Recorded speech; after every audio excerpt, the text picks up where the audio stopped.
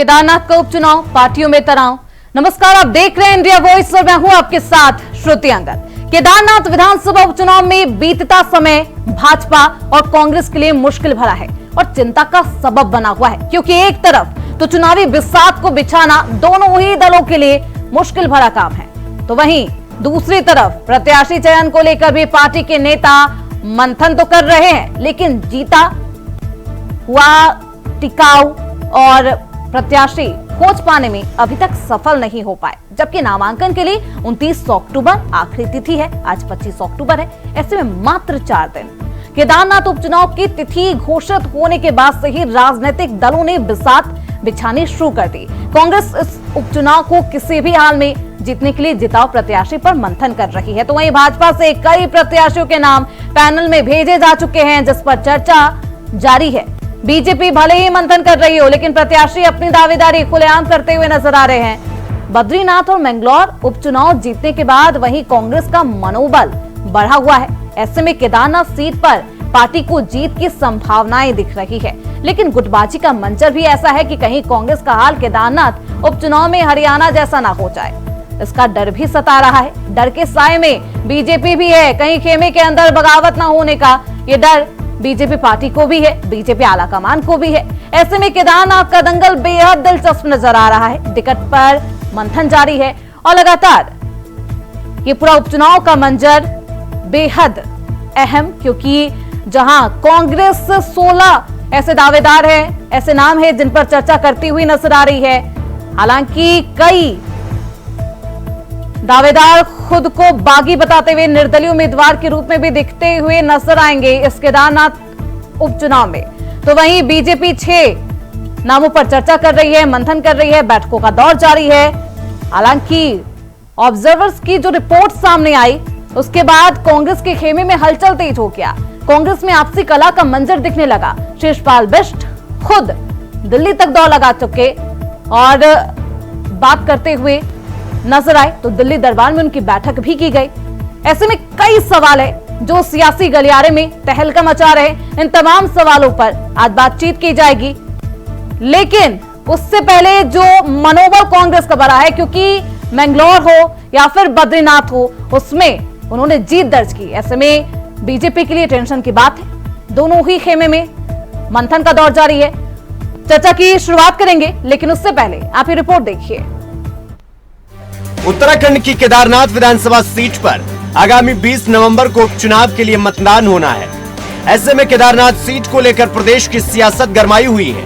Kedarnath UP चुनाव के लिए भाजपा हो या कांग्रेस, दोनों ही दल एक दूसरे की चुनावी रणनीति को देख अपनी रणनीति बनाने का काम कर रहे हैं। उपचुनाव के लिए 22 अक्टूबर से नामांकन की प्रक्रिया शुरू हो चुकी है, लेकिन इन 4 दिनों में किसी भी सियासी दल, चाहे भाजपा हो या कांग्रेस, दोनों ने ही अपने प्रत्याशियों की अभी तक घोषणा नहीं की है, बल्कि उसमें भी दोनों ही राष्ट्रीय दल एक दूसरे के प्रत्याशी घोषित होने का इंतजार कर रहे हैं। आपको बता दें कि प्रत्याशी चयन को लेकर दोनों ही दलों का चुनावी दंगल उत्तराखंड के बाद अब दिल्ली दरबार में भी पहुंच चुका है और पार्टी का शीर्ष नेतृत्व मंथन करने में जुटा हुआ है कि जिताऊ और टिकाऊ प्रत्याशी चुनाव मैदान में उतारे जा सके। चुनावी रणनीति, चुनावी सरगर्मी के बीच बीजेपी और कांग्रेस दोनों के लिए पार्टी के वो दावेदार बने हुए हैं जिन्होंने दावेदारी पेश करने के साथ साथ किसी भी सूरत में चुनाव लड़ने का ऐलान किया है। पहले बात ऐसे दावेदारों की कर लेते हैं जो सत्ताधारी दल से आते हैं। पिछले 2 चुनाव में निर्दलीय प्रत्याशी रह चुके कुलदीप रावत भाजपा के लिए सबसे बड़ी चिंता बने हुए हैं। इसके बाद दिवंगत विधायक शैला रानी रावत की बेटी ऐश्वर्या रावत है, जो उम्मीद लगाए बैठी है कि पार्टी नेतृत्व उन पर भरोसा करेगा। तो वहीं दूसरी तरफ कांग्रेस पार्टी के लिए पार्टी के प्रदेश प्रवक्ता और केदारनाथ के लिए दावेदारी पेश कर चुके शिषपाल बिष्ट, जो दिल्ली में प्रदेश प्रभारी के सामने अपनी नाराजगी जाहिर कर चुके हैं। भाजपा की सबसे प्रबल संभावित प्रत्याशी और दावेदारी पेश कर चुकी दिवंगत विधायक शैला रानी रावत की बेटी ऐश्वर्या रावत ने कहा कि उनकी तैयारी पूरी है और पार्टी के सभी कार्यकर्ता उनके साथ चुनावी मैदान में डटे हुए हैं। ऐसे में भरोसा है कि शीर्ष नेतृत्व उन्हें जरूर मौका दे सकता है। मेरा दावेदारी करने का आधार भी मेरे कार्यकर्ता है और आगे भी कोई डिसीजन जो भी मैं लूँगी वो मेरा खुद का डिसीजन नहीं है, वो मेरे कार्यकर्ताओं का डिसीजन है, क्योंकि कार्यकर्ताओं के बलबूते पर ही मैं हूँ। तो जो भी वो भगवान न करे कोई ऐसा नौबत आए। आपको जीवन में हमेशा सकारात्मक सोच रखनी चाहिए, तो चीज़ें भी सकारात्मक हो जाती हैं। तो मुझे लगता है कि ऐसी कभी नौबत नहीं आएगी, और अगर 1% ऐसी नौबत आती भी है तो उसके लिए मेरे से बड़े हैं, मेरे पार्टी के लोग हैं, वो बैठेंगे और वी विल डिस्कस कि हमें आगे फ्यूचर में किस तरीके से क्या स्टेप लेना है। भाजपा संगठन की माने तो हाईकमान के द्वारा चुनाव में जिसे भी प्रत्याशी बनाया जाएगा, पार्टी संगठन और कार्यकर्ता उसके साथ चुनाव में डटकर कार्य करेगा। साथ ही भाजपा नेता ने कहा कि पार्टी में ना तो चुनाव को लेकर कोई गतिरोध चल रहा है, न ही कोई संभावित प्रत्याशी मुश्किलें खड़ी कर सकता है।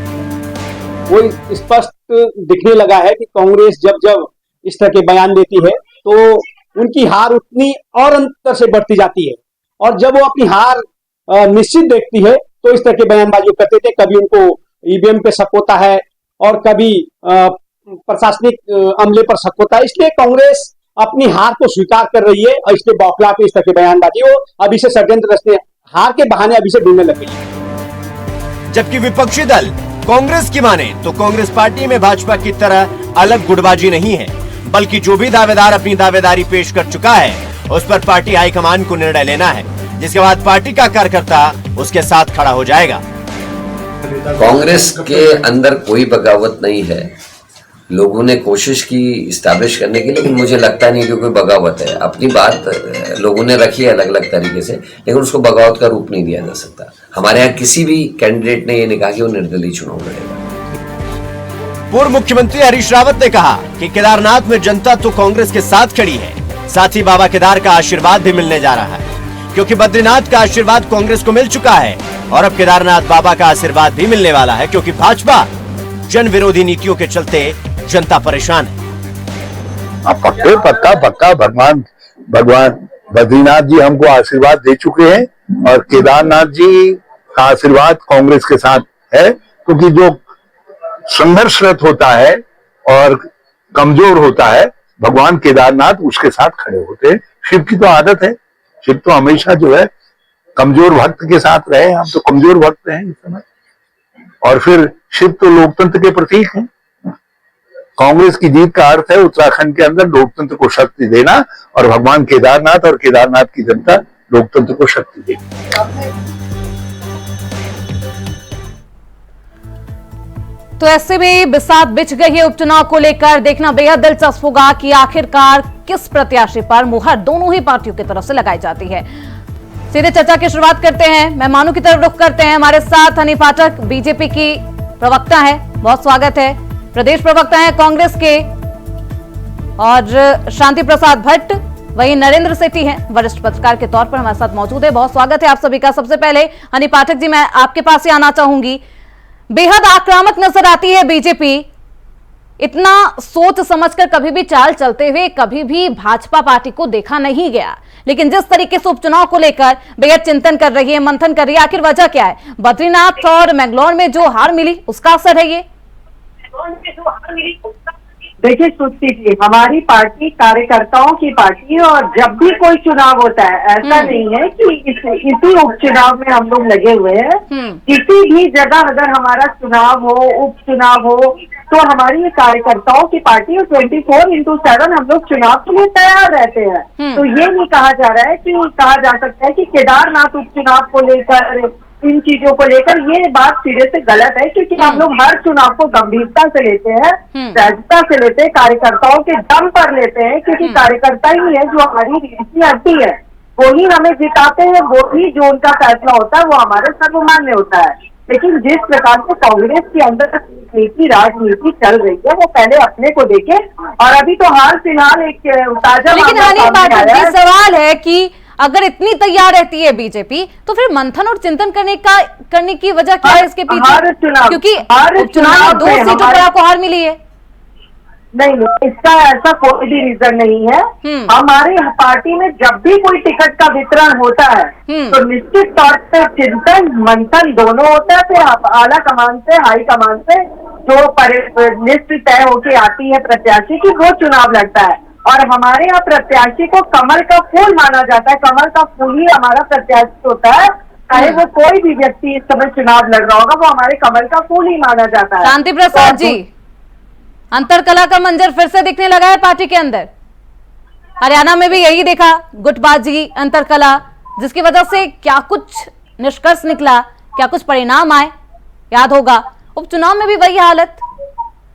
श्रुति जी, केदारनाथ जी का उपचुनाव है, इसलिए सबसे पहले मैं हिमालय टू केदार तम नमामि तक की बात को शुरू कर रहा हूँ। भारतीय जनता पार्टी कितने भी बवाल कर ले, चूक जिहाद कर ले, लव जिहाद कर ले, भूमि जिहाद कर ले, कोरोना का बवाल कर ले, उत्तरकाशी का बवाल कर ले, जहाँ जहाँ जो जो करना है कर ले, इनके हाथ से केदारनाथ जी का चुनाव निकल चुका है। ये बद्रीनाथ जी का चुनाव हारे, मंगलवार का चुनाव हारे, अयोध्या जी का उपचुनाव हारे, और केदारनाथ जी के उपचुनाव के लिए भी इनकी अंदरूनी रिपोर्ट इनके खिलाफ है। और हमारे सारे प्रवक्तों ने एकजुट होकर अपनी राय दी है।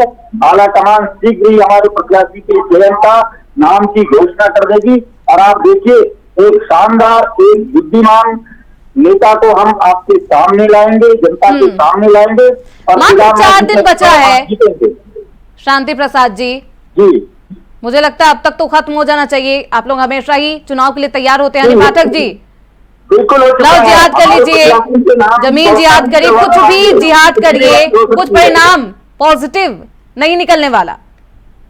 देखिए, मैं शांति प्रसाद भट्ट जी की जो इस समय उधेड़ बूंद चल रही है मन में, उनकी मन की व्यथा को पूरी तरीके से समझ सकती हूँ कि जिस प्रकार से इन्हीं के पार्टी के प्रदेश प्रवक्ता पूरे मीडिया के सामने आकर ये बयान देते नजर आते हैं कि पर्यवेक्षक की रिपोर्ट को पहले प्रदेश अध्यक्ष को सौंपा जाता, उसके बाद पर्यवेक्षक रिपोर्ट को लेके पार्टी आला कमान के पास जाते हैं, लेकिन यहाँ पे प्रदेश अध्यक्ष से पूछा भी नहीं गया।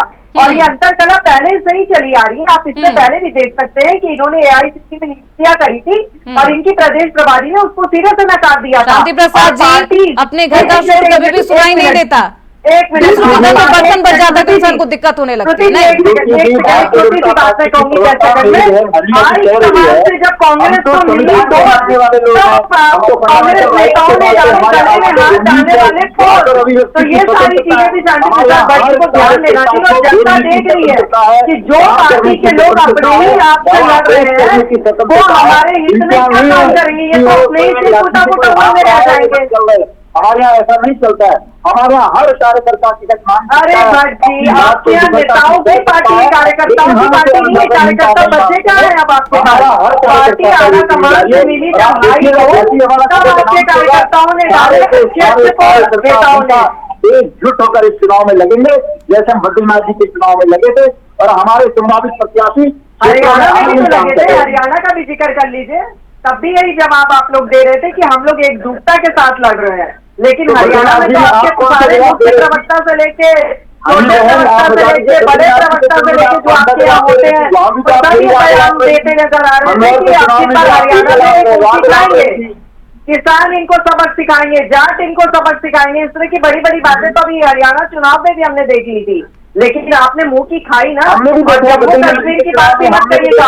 जम्मू कश्मीर में आपको कोई विशेष वोट नहीं मिला, आप एमपी के समर्थन से वहाँ पर थोड़ी बहुत जीत पाए। अपने दम पर 70 साल से ज्यादा पुरानी पार्टी को का सहारा लेना पड़ रहा है। वापस लौटूंगी आपके पास। हमारे साथ वरिष्ठ पत्रकार नरेंद्र सेठी भी मौजूद है। नरेंद्र जी, जो आलम है सियासत का वो तो आप देख ही रहे होंगे, लेकिन आखिरकार नामांकन के बाद 4 दिन बाकी है नामांकन होने में। पार्टियां किस चीज का वेट कर रही है, किस चीज का इंतजार है? क्या एक दूसरे के प्रत्याशी को देखने का ये वेट है? देखिए श्रुति, इसमें उत्तराखंड में पिछले कुछ समय में राजनीतिक जो यहाँ की आबोहवा है उसके अंदर समर्पण वाला जो भाव है वो क्षीण हो गया है। अब वो बात नहीं रही कि आप किसी को ये कह सकें कि ये कांग्रेसी है और ये भाजपाई है। तो यही स्थिति है। इसी की वजह से कांग्रेस जो है भाजपा की सूची के ऊपर और भाजपा कांग्रेस की सूची के ऊपर टकटकी लगाकर बैठे हैं कि कौन इनके यहाँ से असंतुष्ट हो, हम उसको प्रत्याशी घोषित करें। हालांकि यह परिपाटी सही नहीं है, क्योंकि इससे जो इनका डेडिकेटेड कार्यकर्ता होता है वो बहुत प्रभावित होता है और उसको आहत पहुंचती है। शीशपाल सिंह जी जैसे प्रत्याशी के रूप में उन्होंने अपना दावा पेश किया कांग्रेस में, तो आपने देखा होगा कि पूरा सार्वजनिक मंच पे आ गया वो बात पूरी की पूरी। और कांग्रेस के साथ मैं बहुत साफ तौर पर कहना चाहूंगा, कांग्रेस चूंकि पहले एक बहुत बड़ा दल के रूप में राष्ट्रीय पूरा उन्होंने काफी दशकों तक इस देश में राज किया, तो उनका जो संगठन का दायरा है उसके अंदर अंतर्द्वंद जो था, अब कुछ समय पहले से भाजपा के अंदर भी वो वाला थोड़ा सा रोग दिखने लग गया है। उस रोग से अगर भाजपा ने मुक्ति नहीं पाई तो भाजपा को भी उसी तरीके के परिणामों से एक दो होना पड़ेगा। और क्योंकि सबसे बड़ी बात यह है कि जो केदारनाथ की सीट है उस पे 1 लाख मतदाता भी नहीं है, वहां पे केवल 90,450 मतदाता हैं और जिसमें आधे पूरे चुनाव में महिलाएं हैं।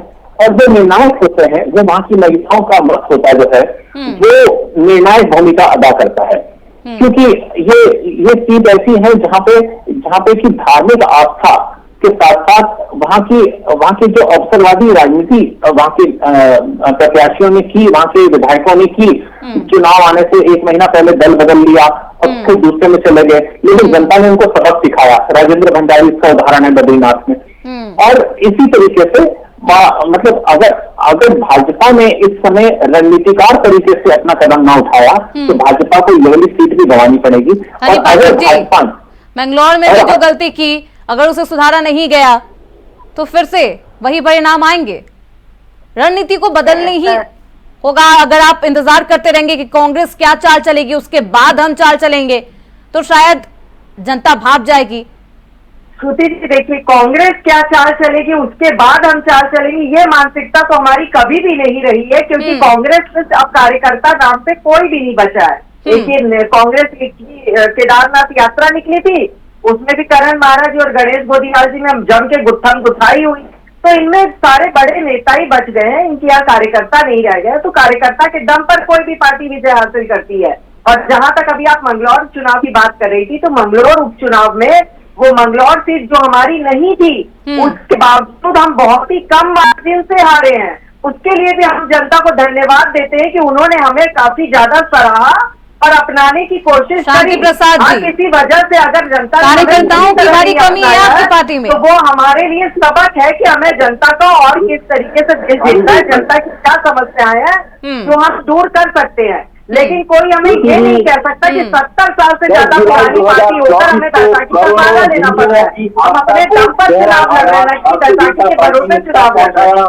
जब भगवान केदारनाथ जी की शिला को दिल्ली में शिलान्यास किया गया और वो किसी और ने नहीं किया, जो बद्रीनाथ का जो मंदिर वहां पर बना मुंबई है उसका शिलान्यास जब हरीश रावत जी स्वयं कहते हैं उसके लिए भी कोई शब्द बोल देते हैं। क्या बद्रीनाथ भगवान को भगवान ही मानते हैं या उनका कहीं नाम हो जाना चाहिए? मैं पूरी तरीके से संतुष्ट किया था। उसको कब बद्रीनाथ केदारनाथ मंदिर समिति को सौंप रहे हो? केदारनाथ जी के नाम पर अगर मैं मीडिया के सामने खोलने लगूंगी तो आपके वहाँ पे अध्यक्ष थे तो बेहतर मंदिर में क्या किया था वो आपको भी पता है। और डीपीडी वाले सिस्टम भी आप मत भूलिएगा। चलिए शांति जी, हनी पाठक जी, मुझे लगता है मुद्दे पर रहिए। हनी पाठक जी, अभी आपने ऐश्वर्या रावत का बयान सुना होगा। हनी पाठक जी, सवाल सुन लीजिए। त्रिवेणी जी का बयान आपने कल सुना है क्या उत्तरकाशी के मामले में? त्रिवेणी जी मुख्यमंत्री जी अपनी सरकार की आलोचना कर रहे हैं, इसे आप क्या कहेंगे? अगर आप हमें कह रहे हैं, कल त्रिवेणी जी का बयान देख लीजिए ना आप उत्तरकाशी के मामले पे, अन्य मामलों पर भी देख लीजिए। तो आप ऐसा मत कहिए कि कांग्रेस ऐसा कर रही है। आपके यहाँ अपने नेताओं पर भी देखिए, आपके नेता दिल्ली में जाते हैं, सरकार को स्थिर समिति के अध्यक्ष थे, उनके कार्यकाल उन्होंने क्या बयान दिया? हनी पाठक जी, आपने सुना है क्या ऐश्वर्या रावत का कहना था? अगर 1% भी नहीं बनती है बात, सहमति नहीं मिलती है, उन्हें टिकट नहीं दिया जाता है तो फिर कार्यकर्ताओं से वो बातचीत करेंगी। कार्यकर्ताओं क्या बात कर रही थी, तभी ये सवाल उठा। वो कार्यकर्ताओं से बात करेगी, फिर फैसला लिया जाएगा। अगर वो बाकी होती है फिर क्या?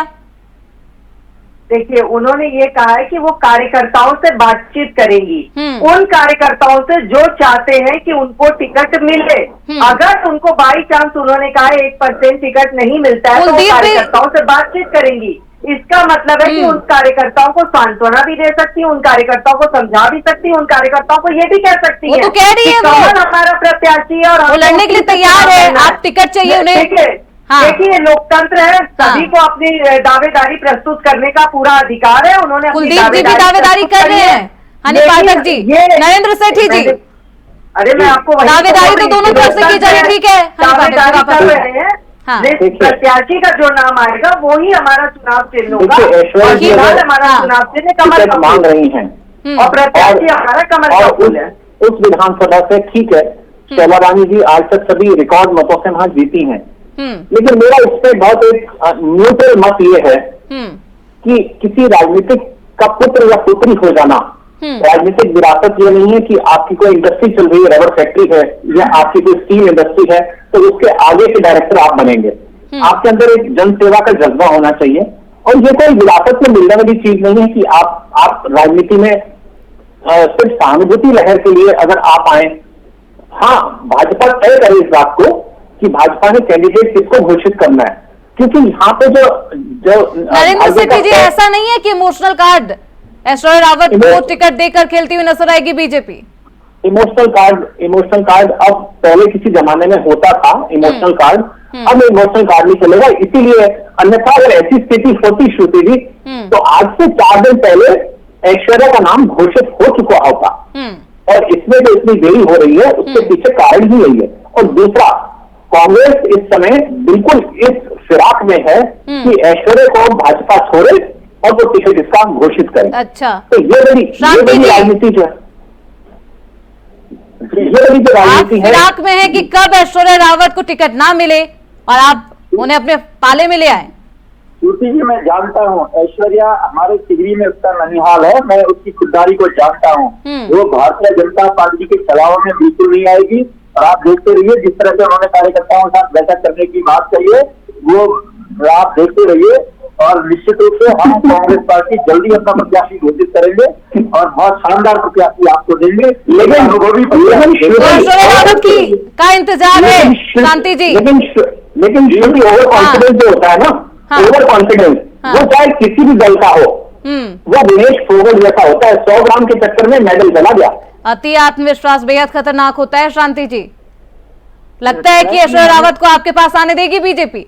हनी पाठक जी फिराक में है, ताक लगाए हुए बैठे हैं, कब टिकट बांटिए, ऐश्वर्या रावत खफा हो और इनकी पार्टी में चली जाए। दिनों से सेवा कर रहे हैं, लगातार गांव-गांव भ्रमण कर रहे हैं, वो लोगों के संपर्क में है, जनता जनार्दन के संपर्क में है, और भारतीय जनता पार्टी के खिलाफ किसी नाराजगी चुनाव में है, या आप देख रहे हैं गुटबाजी नहीं चल रही है, जिसकी पार्टी में गुटबाजी चल रही है वो ये इस तरीके की बात बोल रहे हैं। सूप बोले तो बोले, चलनी क्या बोले जिसके खुद बात करते खेत लेके बार बार बोल रहे हैं, और वो चीजें बोल रहे हैं जो कि एकदम ही समझ से बाहर है, समझ से परे है। और मैं समझ सकती हूँ आपकी स्थिति, भारतीय जनता पार्टी ने आपकी स्थिति वो कर दी है कि हीरे की सरिया पर सोने वाले पक्ष पर आप चयन करते हैं, आज आपको पक्ष पे लाकर बिठा दिया है चयन करने को कि कार्यकर्ताओं से भी मिलना है, केदारनाथ यात्रा भी पैदल करनी है। तो ये स्थिति आपकी भारतीय जनता पार्टी से लाकर खड़ी करती है। और क्या आप बात कर रहे थे केदारनाथ? नहीं, शांति जी तो चाहते हैं, हनी जी आपने सुना नहीं, शांति जी चाहते हैं अगर सिर्फ की स्थिति बनती है तो वो ऐश्वर्या रावत को अपने पाले में ले आएंगे और ताकतवर उम्मीदवार बीजेपी के पक्ष में खड़ा करेंगे। वो मैंने आपको अभी बोला ना, सूप बोले तो बोले, चलनी क्या बोले जिसके खुद 72 खेत। ये अपने 72 खेत लेके बार बार यही चीज तो बोल रहे हैं कि इनके यहाँ ये हो, इनके यहाँ वो हो। इनको अपनी गांठें खोलना नहीं आता, मस्करी करने के अलावा इन्हें कुछ बोलना नहीं आता। तो यहाँ बैठ कर अपनी गांठें तो खोल नहीं पा रहे और बैठ के यहाँ पर मस्करी कर रहे हैं। पहले भाई जी अपनी गांठें खोलो, अपने शिषपाल बेस्ती को समझाओ, मनोज रावत को समझाओ, करण नाहर को समझाओ। चलिए बता दीजिए कौन होगा प्रत्याशी, किसके नामों को मंजूर की जा रही है? ठीक है, फाइनल जवाब दीजिएगा शांति जी। अंधभक्त होके यहाँ पर कौन होगा? अंधभक्त। 10 सेकंड में अपना जवाब दीजिए। हमारा आला कमान शीघ्र किसी भी क्षण हमारा टिकट घोषित हो सकता है। एक अनुभवी प्रत्याशी होगा, ये मैं आपको वादा कर रहा हूँ, जिसको अनुभव होगा वही सीट पर चुनाव लड़ने जा रहा है। बहुत अनुभवी प्रत्याशी है, शीघ्र आपके बीच में आएंगे और वो जनता जनार्दन उन्हें हाथों हाथ लेगी, ये चुनाव जीत रहे। चलिए, नमस्कार, बहुत शुक्रिया शांति जी, नरेंद्र सेठी जी, हनी पाठक जी, आप सभी का अपना समय देने के लिए और चर्चा में बने रहने के लिए। तो अब किसे प्रत्याशी बनाया जाता है, कौन चुनावी हुंकार भरता हुआ बीजेपी खेमे से और कांग्रेस खेमे से नजर आता है, देखना बेहद दिलचस्प होगा। फिलहाल इस चर्चा में बस इतना ही। देखते रहिए इंडिया वॉइस।